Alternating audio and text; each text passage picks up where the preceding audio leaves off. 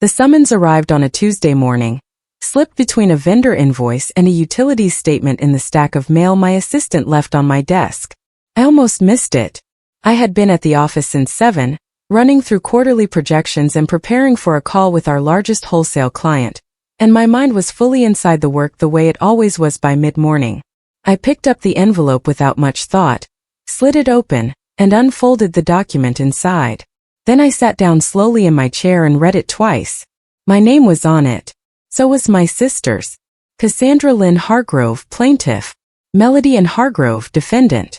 The words fraudulent transfer appeared in the second paragraph. The word civil lawsuit appeared in the third. My sister was taking me to court. She was claiming that I had illegally transferred our late father's business, Hargrove Supply and Distribution, the company he had built over 30 years, into my own name, cutting her out of her rightful inheritance. She was seeking full financial damages and a court-ordered reversal of the transfer. I set the document down on my desk. Through my office window I could see the warehouse floor below, where 3 of our staff were moving inventory with the quiet, practiced efficiency that came from years of working together. I had hired 2 of those 3 people myself. I had trained them. I had managed their schedules and signed their checks and stayed late with them when a shipment ran behind. I looked at the summons again. Then I picked up my phone and called a lawyer.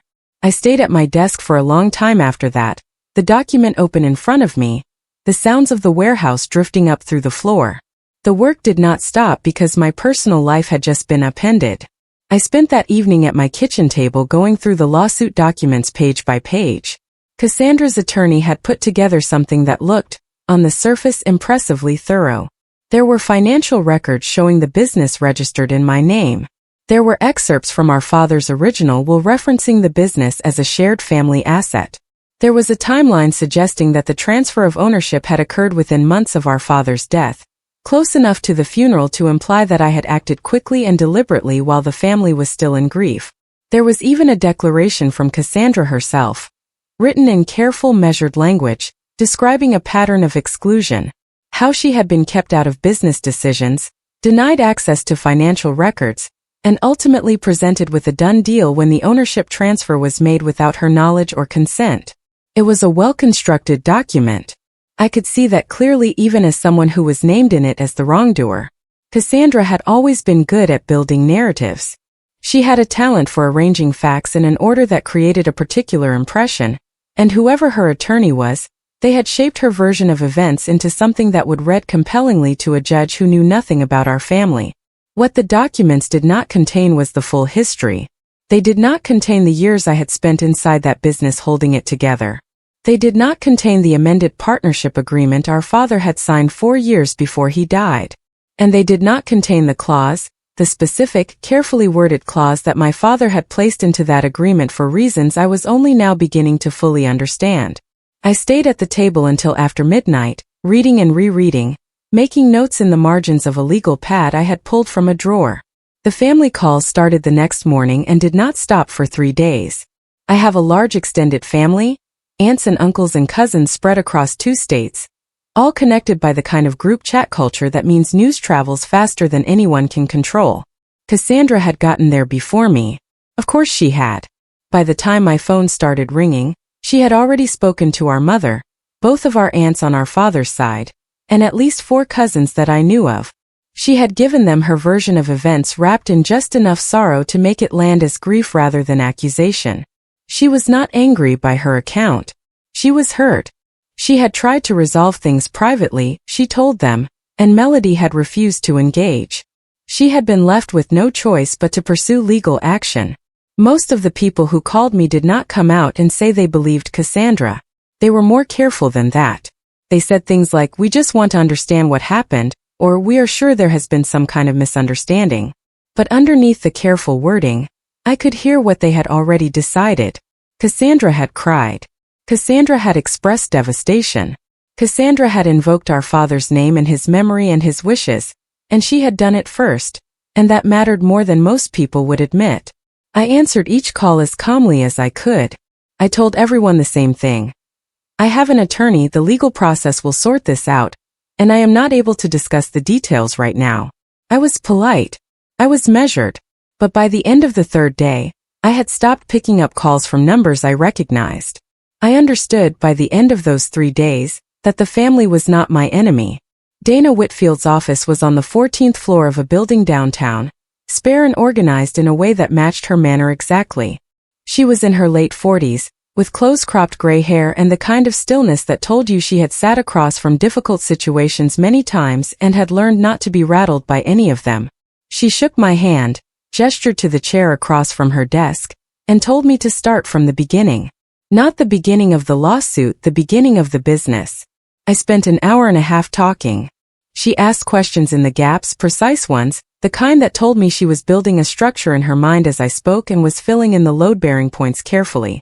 She asked about my father's original partnership structure. She asked how long I had been managing day-to-day operations.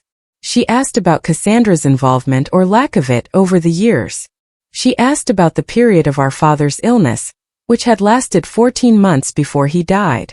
When I finished, she sat back and looked at me for a moment. Then she said, "Pull every document connected to that business. Not just the recent ones. Go back to the beginning. Articles of incorporation, every amendment, every agreement that was signed by any party at any point." She said it with the quiet certainty of someone who suspected something was in those documents and wanted to confirm it before saying anything more definitive. I told her I would have everything with her by the end of the week. She nodded. As I stood to leave, she said one more thing. "Do not speak to your sister directly. Not by phone, not by text, not in person. Everything goes through me." I told her that would not be a problem. She was the kind of lawyer who knew exactly when a case was winnable. Let me tell you about Hargrove Supply and Distribution the way it actually was, not the way Cassandra described it in her court filings.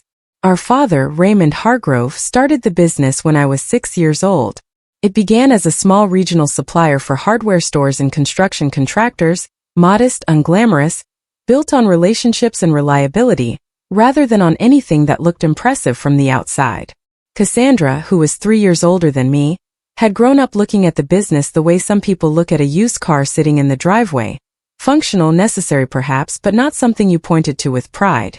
By the time we were in our 20s, she had made her feelings clear. She had gotten a business degree from a good university and had taken a corporate marketing position at a firm in the city. She described our father's business at dinner once as a blue-collar operation, and the way she said it left no doubt about what she thought of blue-collar operations. Dad had heard her.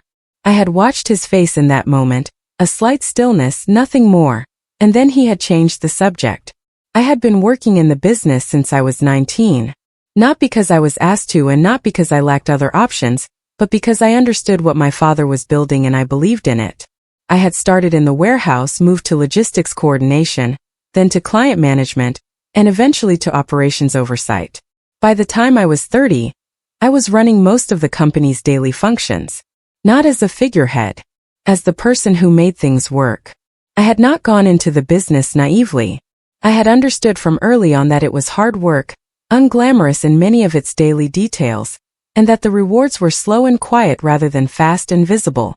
Our father was diagnosed with a degenerative cardiac condition when I was 33. Dad took the news with the same steadiness he brought to everything. He adjusted, he planned, and he kept working for as long as he was able. What changed was how much of the work fell to me. In the first 6 months after his diagnosis, he was still present at the office most days, though for shorter hours. I filled in the gaps. By month 8, he was coming in 2 or 3 times a week and I was handling everything else. By month 11, he was no longer coming in at all, and I was running the company completely. Managing the staff, handling the client relationships, overseeing the finances, making every operational decision that needed making. I did not complain about any of this. I was not doing it out of obligation or resentment, but I was doing it alone. Cassandra called our father regularly during his illness. She sent flowers when he had a particularly difficult stretch. She was not in the meetings. She was not the one fielding calls from anxious clients or reassuring staff who were worried about the company's future. She was present in the family in a way that looks like involvement from a distance. The distance was the whole point. The last months of my father's life were among the hardest I had known, and also among the most clarifying. There is a particular kind of strength that comes from doing the right thing over a long period without recognition, and I had been building it for years without knowing what it was. It came quietly, the way most true things come, in the space between one task and the next. I had given the best of myself to that work for years, and my father had seen it, and he had protected it in the only language that could not be argued with. I spent a weekend going through the business files in the storage room adjacent to my father's old office, now my office, pulling every document I could find. The original articles of incorporation from 30 years ago, thin and yellowed at the edges. Amendment filings from various years. Tax records. The original partnership agreement from when Dad had briefly taken on a silent partner in the early years, before buying that partner out.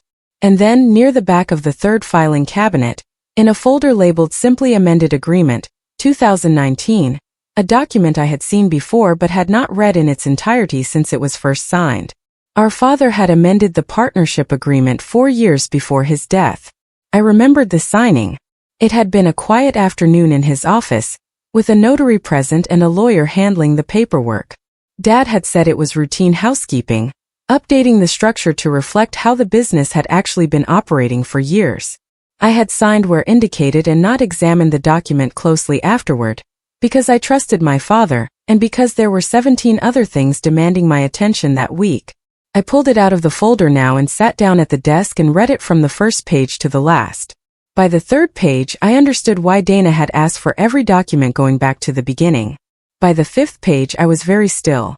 I set the document carefully on the desk in front of me, smoothed the pages flat, and read the relevant clause one more time to make absolutely sure I was reading it correctly. Then I called Dana.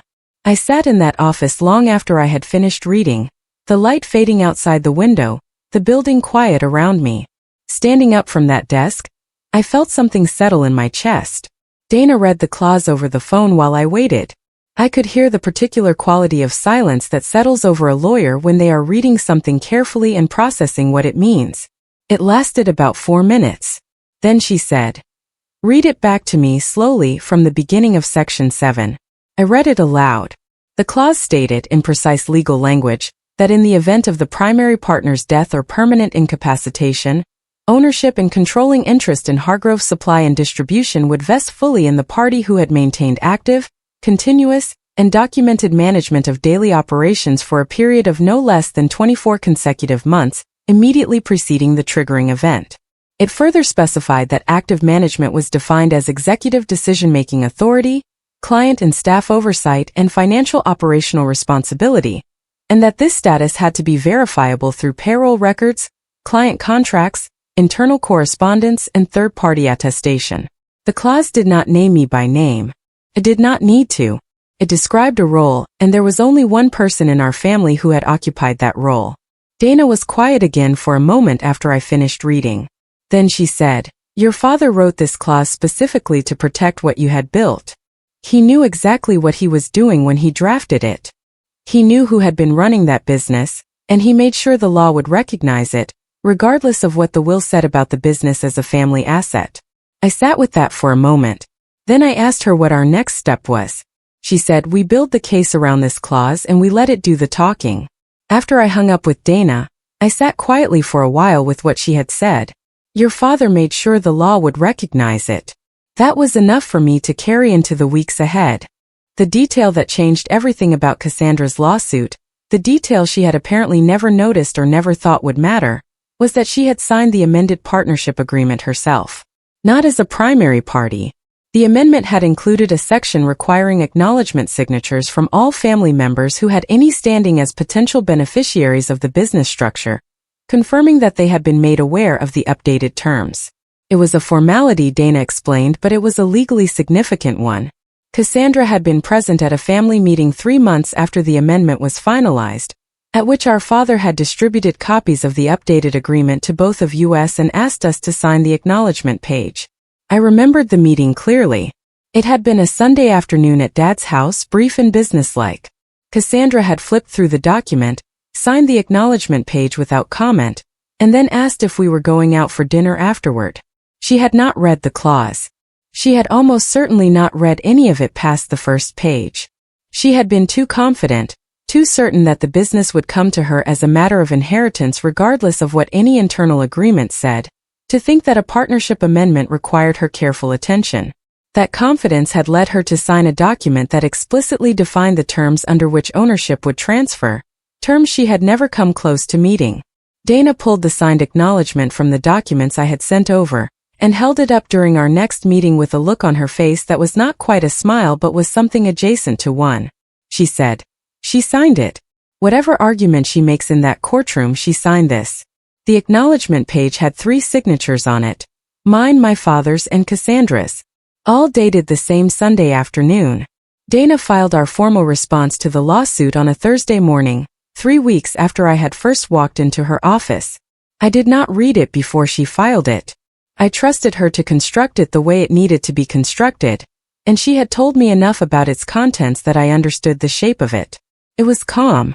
It was detailed. It did not attack Cassandra's character or question her motives, or make any emotional argument about who had sacrificed more or loved our father more. It simply laid out the facts in order supported by documentation. It introduced the amended partnership agreement, cited the clause. It attached Cassandra's signed acknowledgement page. Dana had also requested, through proper channels, the business's financial records going back 5 years, which showed clearly and continuously who had been making the financial decisions. She told me afterward that a strong response does 2 things. It tells the court what the facts are, and it signals to the opposing side that the case they thought they had is not the case they actually have. She said Cassandra's attorney would read our response and understand, probably within an hour of receiving it, that the lawsuit was in serious trouble. I asked her how she thought they would react. She said, "They will call us. They always call when they realize." I asked Dana before I left her office that afternoon what she thought our chances were. She did not answer in percentages or reassuring generalities. I left Dana's office that afternoon feeling something I had not experienced since the summons arrived. Steadiness. The business had needed me to be steady, and I had been steady, and the record showed exactly that. She looked at me for a moment and said, "You have exactly what you need." I believed her, and the drive home felt different from any drive I had taken in weeks. Cassandra's attorney called Dana 11 days after our response was filed. Dana told me about it in a brief, matter-of-fact email that same afternoon. The opposing counsel had reached out to explore whether a settlement was possible. Dana had listened politely, and then told them she would need to consult her client. She called me that evening. She explained what settlement would likely mean in practical terms. Cassandra would drop the lawsuit in exchange for some negotiated financial arrangement, possibly a buyout of a nominal share of the business, or a lump payment in lieu of any ownership claim. She told me the offer was a signal. Opposing counsel did not suggest settlements in cases they believed they were going to win. This call meant they had read our response, understood the clause, and calculated that proceeding to trial carried significant risk for their client. She asked me what I wanted to do. I did not need to think about it for long. I told her no. Not out of stubbornness and not out of a desire to punish Cassandra, though I will not pretend the months of pressure and the family phone calls and the lawsuit landing on my desk at work had left me feeling generous. I said no because a settlement would leave the story unresolved. It would leave open the possibility, in the minds of everyone who had heard Cassandra's version, that there had been something worth settling. I needed the truth to be stated clearly, in a formal setting, by someone with the authority to make it final. I needed a judge to read that clause out loud. I thought, after that call, about what it must have taken for Cassandra to make that first move. There is something clarifying about watching someone realize that a plan they were certain about has a structural flaw in it. The realization speaks for itself. The pressure from the family during the weeks between our response and the trial date was something I had prepared myself for but still found exhausting in practice. It came from almost everyone in varying degrees of intensity. My mother called me twice a week. She was not accusatory. She was anxious in the way mothers are anxious when 2 of their children are at war, desperately wanting it to stop regardless of who was right. She said things like, "Can you 2 just find a way through this, and your father would have hated seeing you in a courtroom against each other." She was not wrong about that last part, which made it harder to hear. My Aunt Patricia, my father's older sister, was more direct. She told me flatly that the family thought I was being unreasonable, that Cassandra had a legitimate grievance, and that dragging this through the courts was going to damage relationships that could not be repaired. I listened to Aunt Patricia with the same calm I tried to bring to every difficult conversation during that period. I told her I understood her concern. I told her the legal process would provide clarity that private conversation could not. She was not satisfied with that answer, but it was the only one I had that was both honest and appropriate. My cousin Derek, who had always been close to Cassandra, sent me a long message through the family group chat, addressed to me specifically, asking me to consider what I was putting everyone through. I left the group chat that evening, not out of anger, just because I needed the silence and the chat had become the loudest place I had access to. The only question I kept returning to was simple. Had I done anything wrong? The answer each time was no. And that answer was the ground I stood on when everything else felt unstable. Through all of it, the calls, the pressure, the lawsuit hanging over every workday like weather, I kept showing up at the office. I want to say that clearly because it matters to the story. I did not retreat. I did not let the legal situation become the only thing I was. Every morning I drove to Hargrove Supply and Distribution and walked through the warehouse and sat at my father's desk and did the work that had always been done. I took calls from clients. I approved purchase orders. I handled a staffing issue in the shipping department that required 2 difficult conversations on the same afternoon. I signed off on the quarterly report. I kept the business running because the business needed to be kept running, and because there were 23 people whose livelihoods depended on it continuing to function. And also, honestly, because the work was the thing that made the most sense to me during a period when very little else did. My father had built something real. The business was not an abstraction. It was people and relationships and a reputation built over 3 decades. Whatever was happening in the legal proceedings, whatever Cassandra was saying to relatives and in court filings, the business was here and it was real and it was working. That was what I could control, and I held on to it with both hands every single day. I thought sometimes during those weeks about what the business meant to the people who worked in it. Not as an abstraction but specifically. Carl, who had 2 kids in middle school and a mortgage he had refinanced during a difficult year. I had learned during those weeks that the most powerful thing I could do was simply continue doing my job well. The work was not an escape from the difficulty. I needed it, and it needed me, and that mutual dependency had always been what the business was built on.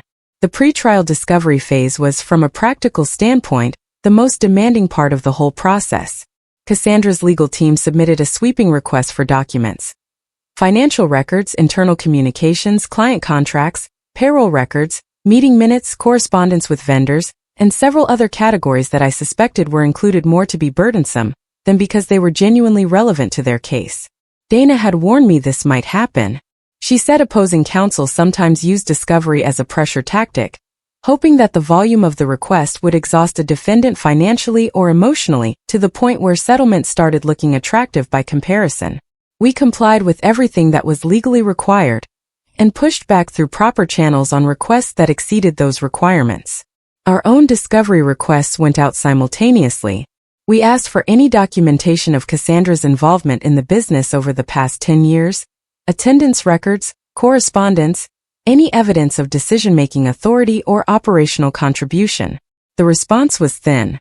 There was a handful of emails from the period of our father's illness, mostly checking in on his health and nothing more. There were no operational documents, no client communications, no financial records that showed any involvement in running the company. The discovery record did not lie. It simply reflected what had actually been true for years. Cassandra had not been in the business. She had been in her own career, her own life, entirely separate from the company she was now claiming she had been cheated out of. The paper trail was exactly as empty as I had known it would be. The thinness of Cassandra's discovery response was something Dana flagged specifically in her notes.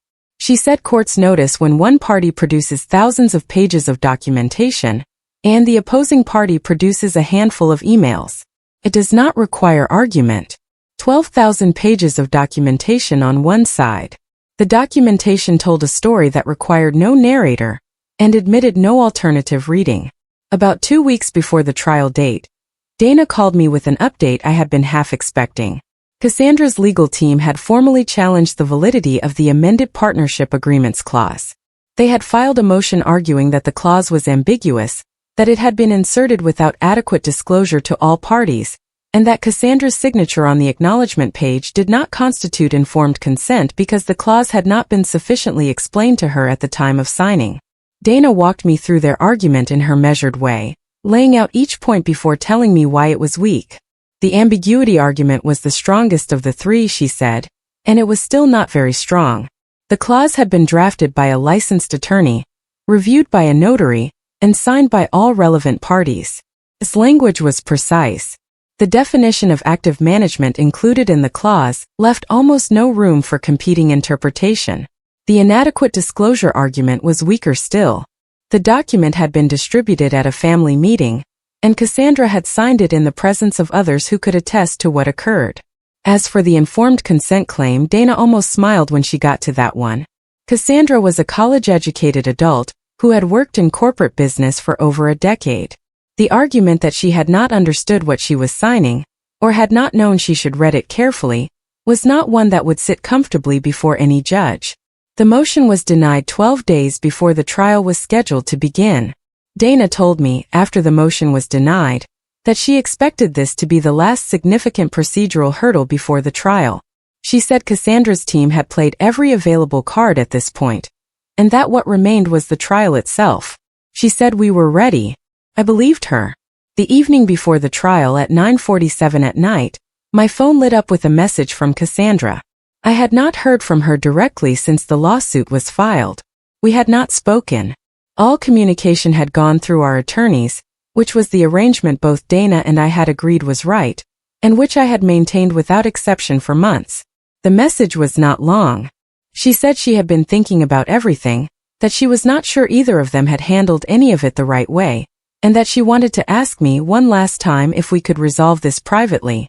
She said going to trial was going to hurt the family in ways that would last longer than any court ruling. She said Dad would not have wanted this. She signed it with her name and nothing else. I read the message. I set my phone down on the nightstand and lay in the dark for a while, looking at the ceiling. I thought about my father, not as a figure in a legal document but as the man I had known. The man who had taught me to run the logistics reports when I was 22. The man who had sat with me in his office on the day he received his diagnosis and told me that what mattered most was that the business kept going, that the people in it were taken care of, and that I should not let anything shake me from that. The man who had quietly, without telling anyone, drafted a clause that made sure the law would recognize what I had built. I thought about all of that for a long time. Then I picked up my phone and set my alarm for 6 in the morning. I did not reply to Cassandra's message. I went to sleep. I was trying to do the same thing. The courtroom was smaller than I had imagined it, which surprised me. I had built it up in my mind over the months of preparation into something larger and more imposing, and the reality was a room with fluorescent lighting and wooden benches and the particular institutional smell of a building where difficult things happen routinely. I sat at the defendant's table with Dana on my left, a yellow legal pad in front of me that I had brought for note-taking and used primarily to give my hands something to do.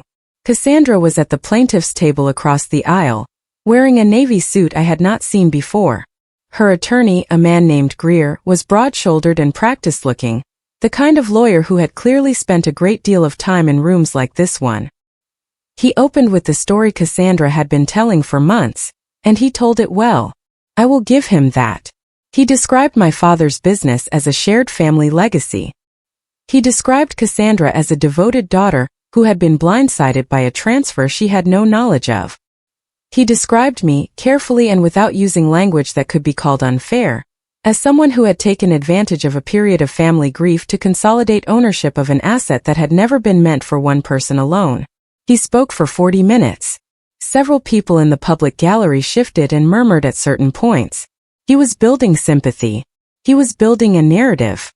He was doing exactly what I had known he would do, and I sat through all of it without moving because Dana had told me to sit still, and I had learned by then to trust her completely. I had dressed carefully that morning. I had one clear thought as I took my seat at the defendant's table that morning. I had prepared carefully, and now I let the preparation do its work. Cassandra took the stand in the late morning, after Greer had finished presenting his opening framework and called 2 preliminary witnesses. An accountant who testified about the business's financial structure, and a former business associate of my father's who spoke in vague terms about his intention to keep the company in the family. Then Cassandra sat down in the witness chair and Greer began his examination, and I watched my sister do something I had to admit she was genuinely skilled at. She told a story. Her voice was steady with just enough vulnerability in it to be compelling. She described a childhood shaped by their father's business and her own sense of connection to it. She described her years in corporate work, not as a rejection of the family business, but as preparation, building skills she intended to eventually bring home. She described the period of our father's illness as a time when she had desperately wanted to be more involved, but had been kept at arm's length by a sister who controlled access and information. She described the day she learned about the ownership transfer as one of the worst of her life, second only to losing her father. It was a composed and carefully shaped performance. I watched the judge, the Honorable Patricia Sims, calm and attentive behind the bench, and tried to read her expression. I could not. She gave nothing away. She listened to Cassandra the way she had listened to Greer's opening, with even professional attention that revealed nothing about what she was thinking. When Greer finished his examination, Dana stood, smoothed her jacket, and walked to the center of the floor. I had prepared myself for Cassandra's testimony by reminding myself, repeatedly and deliberately, that I was not there to respond emotionally. I was there to let Dana do what Dana did. The discipline of stillness was harder than I had expected, but I had been practicing it for months. Dana's cross-examination of Cassandra was one of the most precise things I have ever watched. She did not raise her voice. She did not editorialize. She did not try to make Cassandra look foolish or dishonest through theatrical technique. She simply asked questions in a particular order, each one building on the last, and she let the answers do what they were going to do on their own. She started with Cassandra's corporate career, the position she had held, the company she had worked for, the years she had been based in cities away from where Hargrove Supply operated. She established, through Cassandra's own answers, that she had been geographically and professionally removed from the family business for over a decade. She asked specific questions about specific months. Had Cassandra attended any client meetings during that period? No. Had she reviewed any operational reports? Not that she recalled. Has she made any staffing decisions? No. Had she signed off on any vendor contracts? No. Each answer was given without apparent awareness of where the line of questioning was heading. Then Dana asked about the family meeting in 2019. She asked Cassandra to confirm she had been present. Cassandra confirmed it. She asked if Cassandra had received a copy of the amended partnership agreement that day. Cassandra said she believed so. She asked if Cassandra had signed an acknowledgement page at that meeting. A pause. Then yes. Dana said calmly that she would now like to introduce the amended partnership agreement and direct the court's attention to Section 7. The cross-examination lasted less than 40 minutes. That is what precision does when it meets something that was not built carefully enough to withstand it. I had watched Dana work for months by then, and nothing about what she did in that cross-examination surprised me. She had promised to let the clause do the talking, and she had kept that promise without deviation. Dana submitted the amended partnership agreement into evidence. She handed a copy to Greer, a copy to the clerk, and a copy to the judge. She asked Judge Sims if she would be willing to read the relevant section aloud for the court record. Judge Sims took the document, found the page Dana had indicated, and read. The courtroom was very quiet. I had heard those words several times by then in Dana's office over the phone, in my own head during the nights I lay awake running through the case. But hearing them read aloud by a judge in a formal proceeding, in a voice that carried the weight of legal authority, that was something entirely different. The clause was clear. It was unambiguous.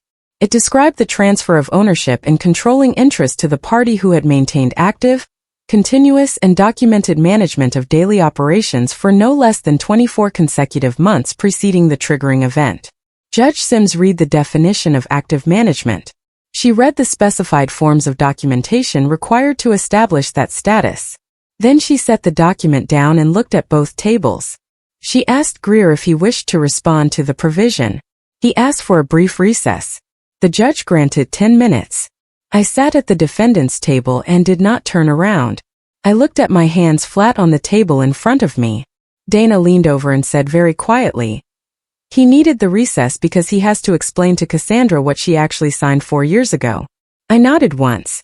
I already understood what it meant. I had understood since the evening I first read it with full attention in my father's old office. I noticed something when Judge Sims finished reading the clause. She did not immediately move on. She sat with the document for a moment, rereading something quietly. When the recess ended, Greer attempted a final argument. I will give him credit for trying. A less experienced attorney might have conceded entirely at that point, but Greer had been in courtrooms long enough to know that you do not fold without using every move available to you. He argued that the clause, while present in the document, had not been adequately explained to Cassandra at the time of signing, and that her acknowledgement signature did not constitute a waiver of rights she had not known she was signing away. Judge Sims listened. Then she asked Greer a direct question. Was there any evidence that Cassandra had raised an objection to the clause at the time of signing, or sought clarification, or consulted her own attorney about the amended agreement before putting her name to it? Greer said there was not. The judge asked if there was any evidence that the meeting at which the signing occurred had been conducted improperly, that signatures had been obtained under duress, or that the document had been misrepresented to any party. Greer said there was not. Judge Sims nodded. She looked at the document in her hands one more time. Then she said something I have thought about many times since. She said the clause was not ambiguous. It was specific, measurable, and its criteria were verifiable through documentation that had been produced extensively during discovery. She said the record clearly established which party had met those criteria and which had not. She found in favor of the defendant. The case was dismissed. Cassandra was ordered to pay legal costs. I sat very still and breathed. The courtroom was very quiet after the judge spoke. Not the tense silence of a room waiting for something to happen, but the different, settled silence of a room in which something has just concluded. I heard Cassandra's chair shift across the aisle. I walked out of the courthouse into the afternoon light that felt sharper than usual, the way light does after you have been inside a fluorescent building for hours. Dana was beside me, already checking her phone.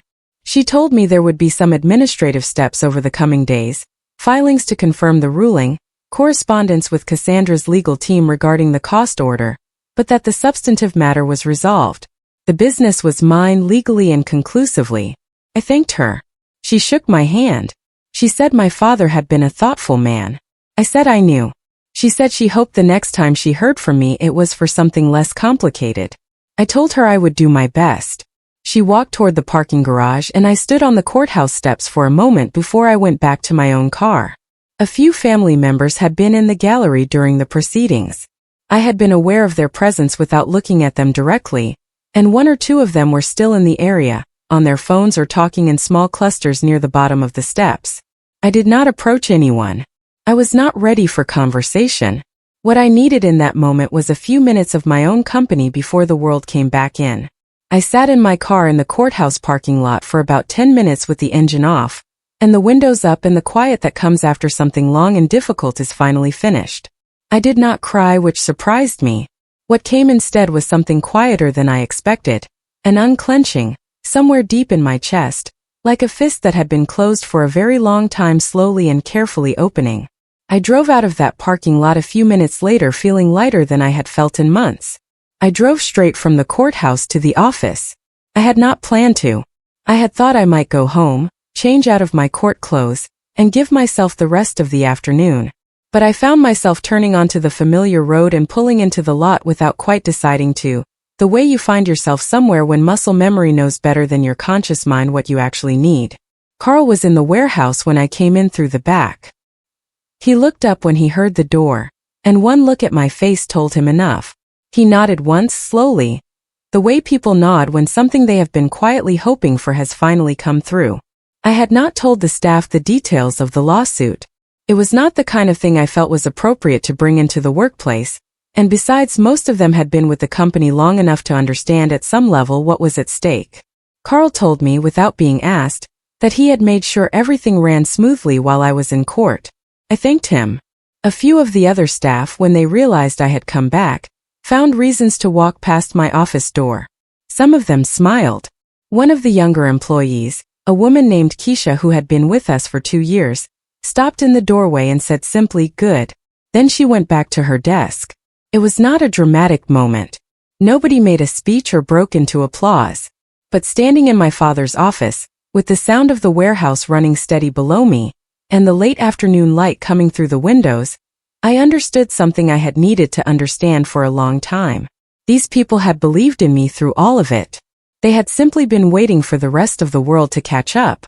The family response came in the days and weeks following the ruling, and it arrived the way these things typically do, unevenly, with varying degrees of grace.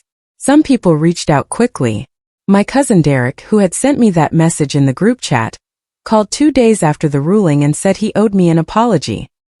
He said he had taken Cassandra's word for things he should have examined more carefully, and that he was sorry for the pressure he had added during what was already a hard time. I accepted it without making him explain himself further. He was not a bad person. He had been given one version of a story and had believed it, which is something most people do. My mother called on the 3rd day. She cried. She said she should have trusted me more, and that she was sorry she had doubted me. I told her I understood and I meant it. She had been caught between 2 daughters, and she had made the choice that felt safest to her. I was not going to hold that against her. Aunt Patricia did not call. I had not expected her to, and I was not keeping score. Several cousins sent messages, some apologetic, some simply checking in, a couple of them asking if we could get together soon. I answered each one in the tone I had tried to maintain throughout the whole process. Warm, brief, and without drama. There would be time, eventually, to rebuild whatever needed rebuilding. But I was not going to rush any of it, and I was not going to perform forgiveness I had not yet fully arrived at inside myself.